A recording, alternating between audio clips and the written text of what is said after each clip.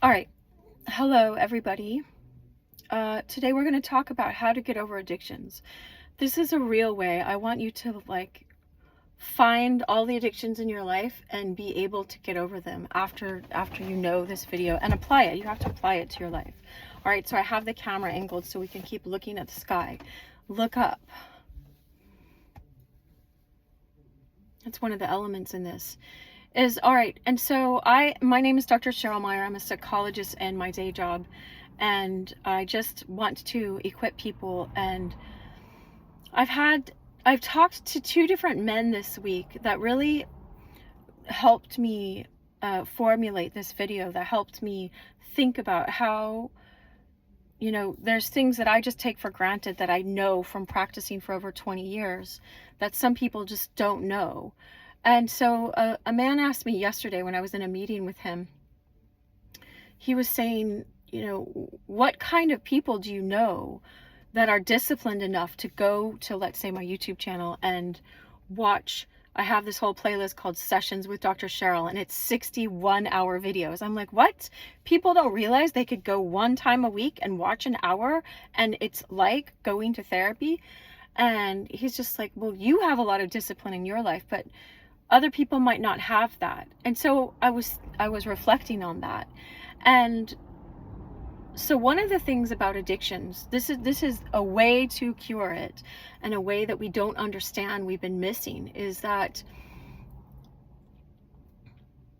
understand the mechanism of an addiction. An addiction is a quick fix for a problem, but what goes up must come down. And so then you have the consequences of going to this certain thing. So let's say alcohol, for instance. I use that example of, first you drink a drink, you want to just take the edge off, and then the drink drinks a drink because there's impaired judgment, and then the drink drinks you. And this is kind of like all addictions. It's like, first you think, oh, I'm just going to worry because I feel more in control when I worry about all this stuff. And then you're so caught up in worry that you can't sleep at night. And then it's like all these problems pile up because you didn't get sleep and you're not energized for the next day to know what to do and how to face it. Or people that have eating disorders. There's always a root issue underneath. There's always a root issue. And so have compassion on yourself. And I encourage you to have compassion on other people. Because why don't we go to the root? Let me just say what happens in general with eating disorders. Let's say it's kind of like any addiction we go to is a ritual that's playing out. And so my mom was saying this to me the other day. She was saying, all people are worshiping something because we're made to worship. And G.K. Chesterton, this quote that keeps coming to me right before I started this, was G.K. Chesterton, this 1800s writer that was really excellent, that Tolkien and C.S. Lewis would quote. I think Tolkien would. Anyway, they both knew of him very well. C.S. Lewis, the guy that wrote the Narnia books, had G.K. Chesterton's book Orthodoxy on the top 10 books that influenced his life, and he was very, very well read. But he said, every man in a brothel is looking for God.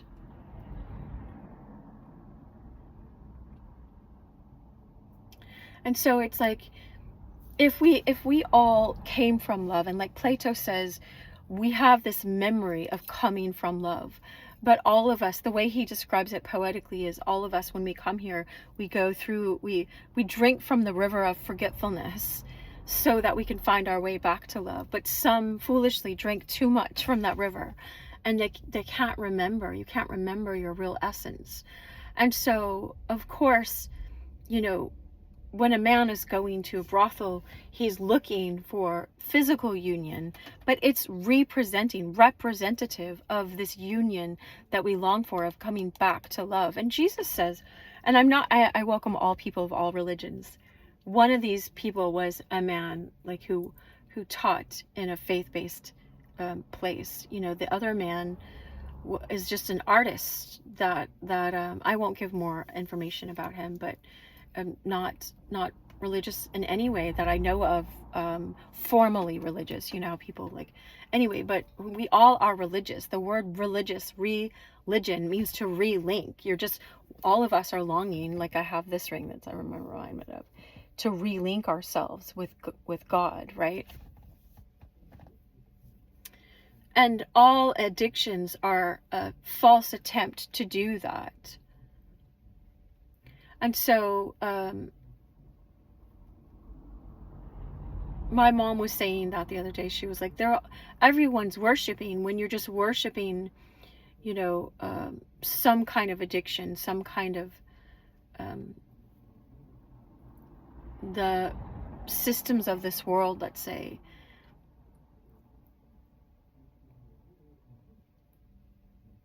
I mean, I really appreciate punk rock, so because that movement was a very important movement in our lives. But let's just say if you didn't know who you were and you're like, I'm punk rock, now I have an identity. Oh, look, that's so funny because I have my boots on today. I don't know how I can get them in there. I'm pretty flexible, but anyway. And so it's like, because it was raining here and now it's blue sky, right? And so it's like, I can be punk rock, but if that's my identity, then it's like I have to have a mohawk every day and I have to, like, you know, act a punk, you know. And it's like, if it just is a movement that's expressing my essence and expressing what I know about this world, then that's different. Anyway, so let's go back for a second. But you can be worshiping this identity that you've created for yourself. You can be worshiping that. You can be, so let's go back. So an eating disorder, let's say, is someone that didn't feel loved, that you might be taking this subconsciously in yourself, but you felt a certain level of neglect or enmeshment. People can be like expecting perfection out of you, and you're always criticizing yourself. And so instead of dealing with that core wound of shame and releasing that and not identifying yourself as that shame, because that's just other people projecting their shame onto you, you keep acting it out. And you're like, oh, well, they starved me of affection, of love, of unconditional love, of embracing. And so look what I'm going to do. I'm going to starve myself, and I'm going to have a distorted body image because I take in their lie of who I am. That what they're, you know, if someone abuses us in childhood, they crossed boundaries they ought not to have crossed. They ought to have taught us how to protect ourselves, and they ought to have protected us and treated us with dignity and respect and kindness and listening and presence. Let's get into present for a second. I'll show you what I'm looking at. Look, there's these mountains and trees and just nature. Clouds.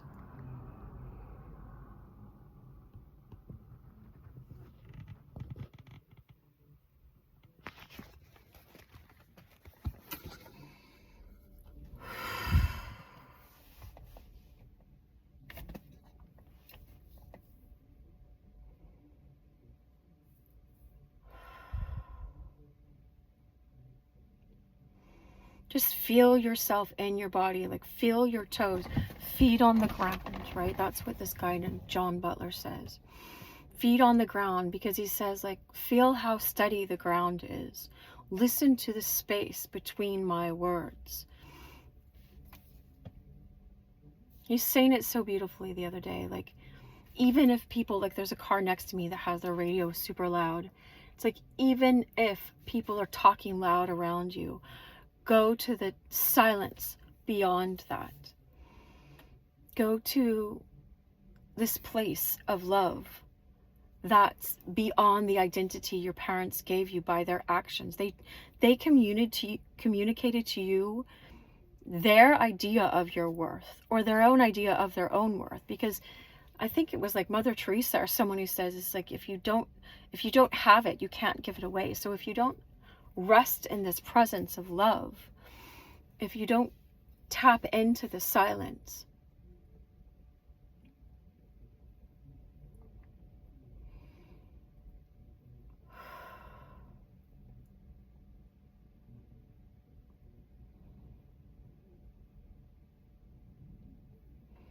then you don't have it to give to yourself or to give away. And so look at this space. There's all this space, I know, between my head and the sky. But it just, like, let the sun is shining through. Let me see if I can get that. Oh, the clouds are just about to go over the sun, but anyway, it's just shining. It's shining so bright right now. All right, and so that's funny. I just got a notification of a John Butler video that's coming out because I forgot to put my notifications off. So feet on the ground, look and listen. That's what he says and what his dad taught him. And so when you do that, you're silencing the world around you, and you are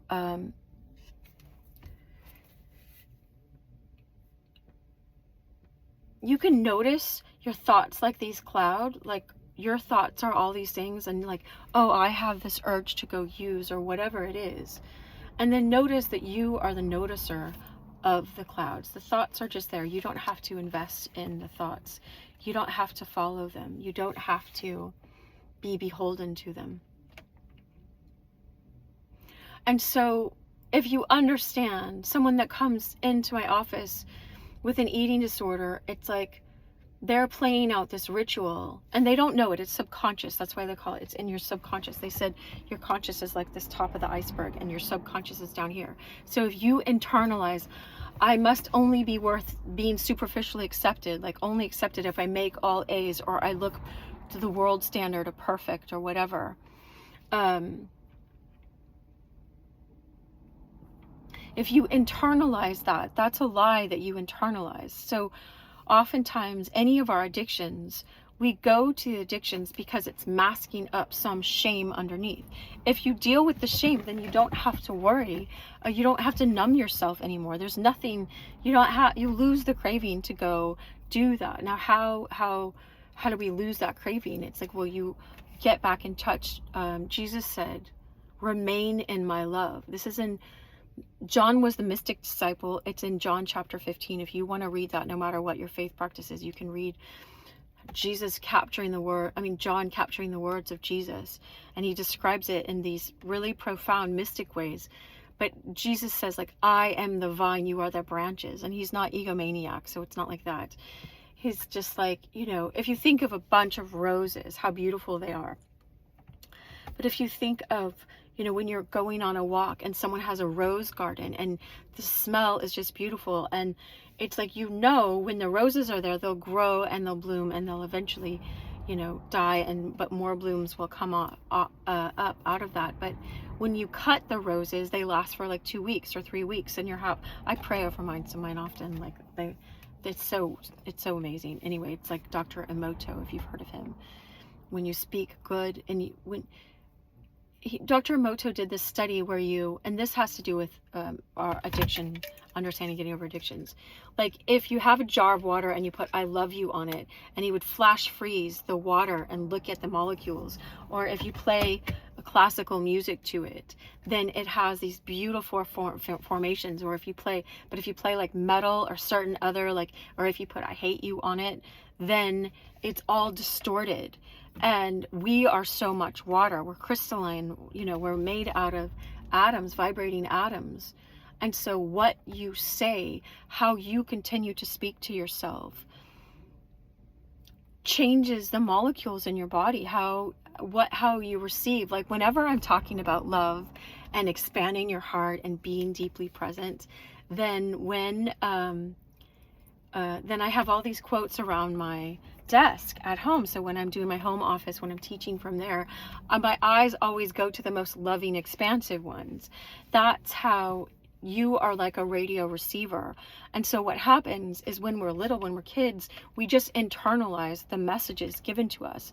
And if our parents give us these messages cut out of their own insecurity, that you're not enough, you always have to try to prove yourself, they're reinforcing your egotism structure and not your soul essence. They're not emphasizing, no, you are an eternal soul, and the Creator created you with purposes. I have this friend, Elliott Smith. He's passed away now, but he sang this song, and he's like, God don't make no junk, you know. And then he would say, but it's plain to see he still made me, you know, because he has this juxtaposition of knowing, wait, God don't make no junk, but why do I feel like, he has another song that's like, I always feel like,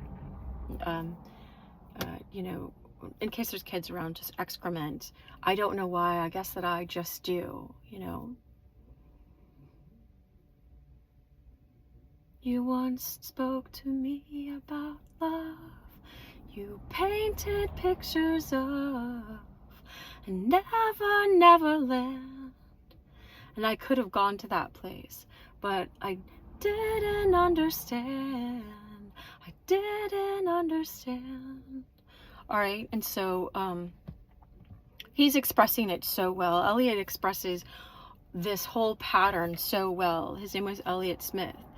Now, I don't recommend getting caught up in the darkness of it, but he expresses so well exactly this pattern of why we get stuck. You know, and I've been singing this song recently of his called The Biggest Lie, but it was like, you spent everything you had, wanted everything to stop that bad. Now I'm a crashed credit card registered to Smith, not the name that you call me with. I turn white like a saint. I'm tired of dancing on a pot of gold flaked paint. Anyway,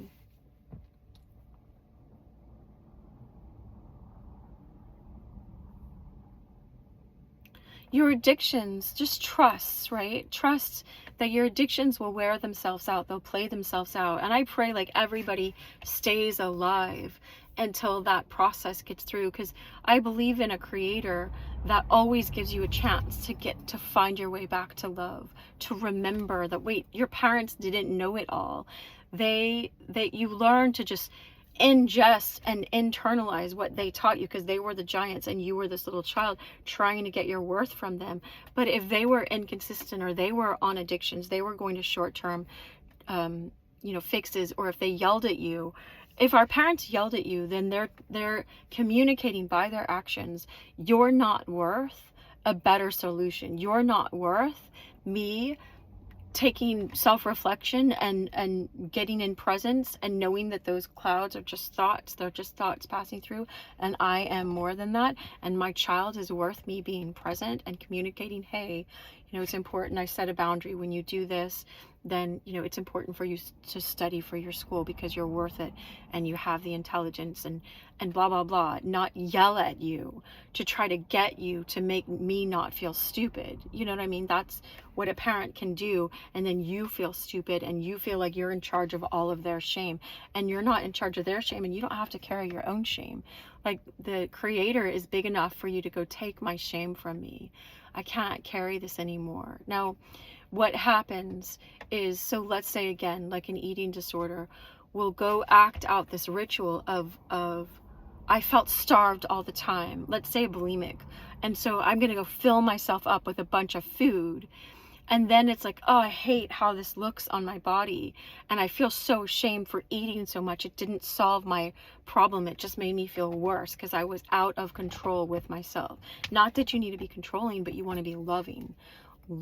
Always return back to love. And someone tweeted the other day, they said, like, a quote. It was like, never let truth outrun love.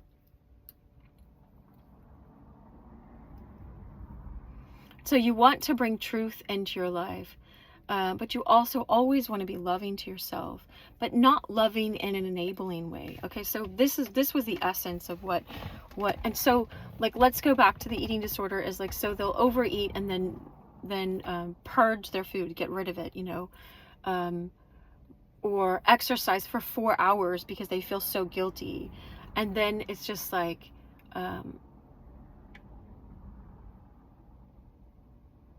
what it is it's a false sense of control. They're trying to control and regulate this shame that they're still carrying. You know, if I have, here, I'll use my jar. Like, if I'm carrying this is shame, and I'm carrying it, and I keep trying to go to an addiction to numb that out, and then I feel bad about the addiction, and that's the cycle. It goes like this, and then it creates more shame, and then I feel low again, and then I want to use to get high, and then it creates more shame, and it's just this cycle. If I give this shame to the Creator and say, hey, I internalize this was a lie from my childhood, that I don't want this anymore, replace it with, you know, this, replace it with love, this silver thing for this, transmute it, do spiritual alchemy on me, God, like fill up the empty places in my heart. Someone did a talk the other day, fill up these empty places in my heart.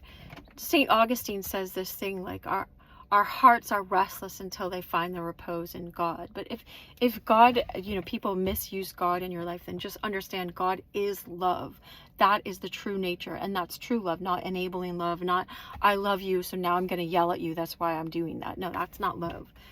So when you fill that, when you give God your shame, you say, I can't carry that anymore. Like Jesus said, understand this is a psychological and mystical truth. When Jesus said, all of you who are weary and heavy burden, come unto me and I will give you rest. I will give you rest every time. He will give you rest. Take my yoke upon you. For my yoke is easy, my burden is light. I am meek. He calls himself meek. That means you empty yourself of all this shame, and you just ask for love, like pure love. And I trust that the Creator will keep showing you what that is. But why people don't do this, okay? Because this guy was like, and I was like, why wouldn't they go and watch sessions with Dr. Cheryl and do one session a week and take notes and, you know, start healing? That's free therapy. That's like, you know, some people charge $400 an hour that they're getting. I know it's not exactly the same as individual, and I can't say I'm your psychologist online, but it's like, why wouldn't they do that? Avail themselves of this. And it's just like, well, not everyone has that discipline. And then I got to thinking, because I understand this as a psychologist, is that you don't have the discipline, not because you're lazy, because you know, if, you know, you would, like, I would walk 10,000 miles for somebody else. You are not lazy. Look at the things that you've accomplished in your life. Some people do art for like 3 months and don't talk to people because they create amazing art.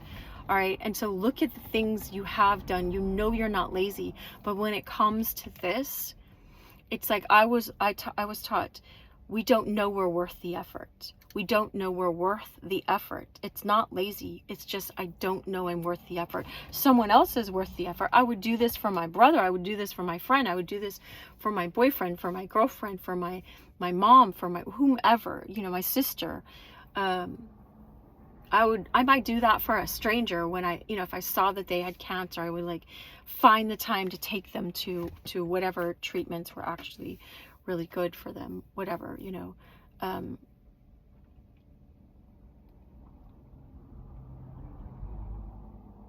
But we don't put down the drink. You know, this is good, clean water, but it's like, you know, put down the going to use and start getting insight and letting go of that shame and letting love come in and fill us and heal us. We don't do that because they taught us by their actions, you're not worth the effort it takes to get sober. And it's like, well, someone else is. So why aren't you? Why aren't you? If God don't make no junk, if Elliot was singing the truth, you know,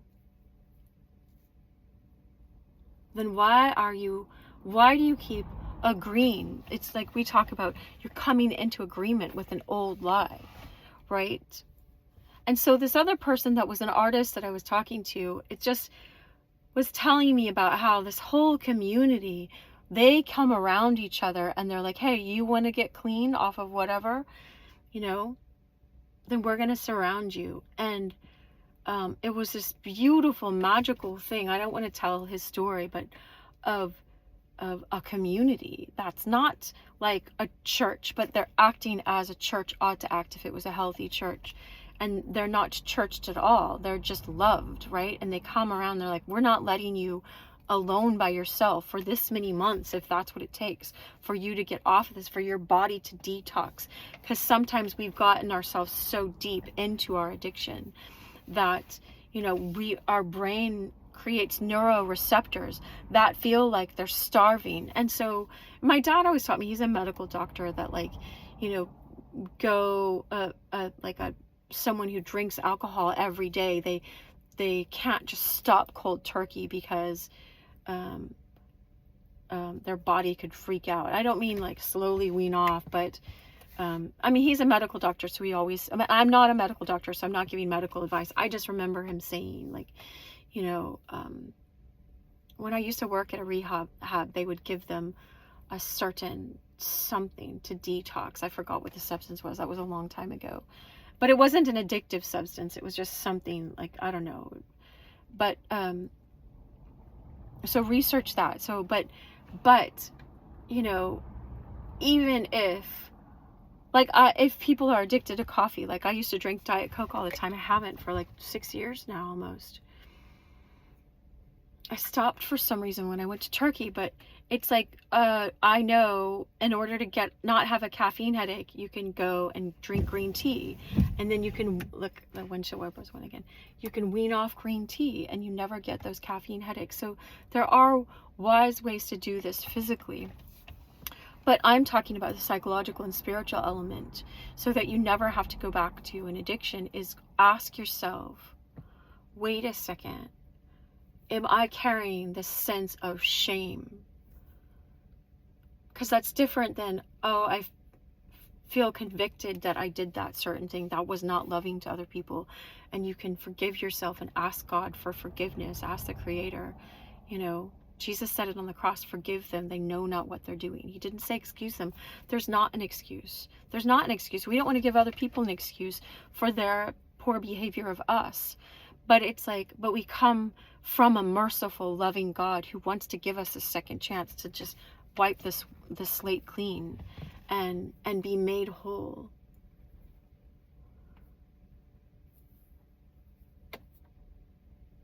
What is John Butler, this guy named John Butler, he says, like, in order to make whole, be whole.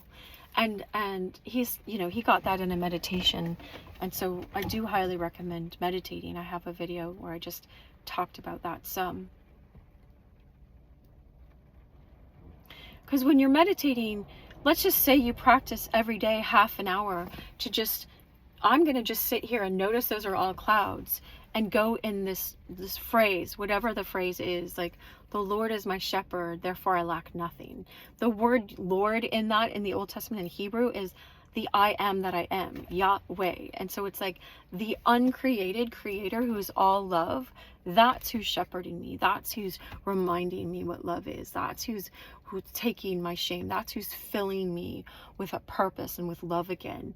Because I'm not making it up. It's like we came from love. And so you're just sitting remembering. Plato said that all learning is just remembering.